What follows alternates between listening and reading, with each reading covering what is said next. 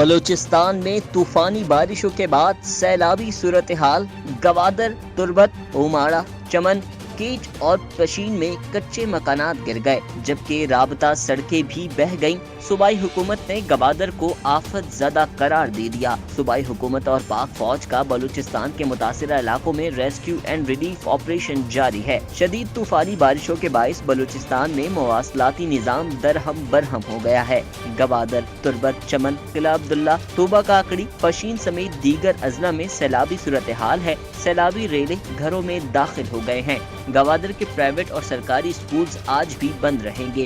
گوادر کے سکولز موسم سرما کی تعطیلات کے بعد 4 جنوری سے کھلنے تھے۔ پاک فوج کے شعبہ تعلقات عامہ ISPR کے مطابق پاک فوج اور نیوی کے اہلکار بلوچستان کے متاثرہ علاقوں میں امدادی سرگرمیوں میں مصروف عمل ہیں۔ Ansar Ahmed, Meta News, Karachi. Meta News کی ویڈیوز دیکھنے کے لیے میٹا نیوز YouTube چینل کو سبسکرائب کریں اور فیس بک پیج کو فالو کریں تاکہ آپ آنے والی ویڈیوز سے باخبر رہ سکیں۔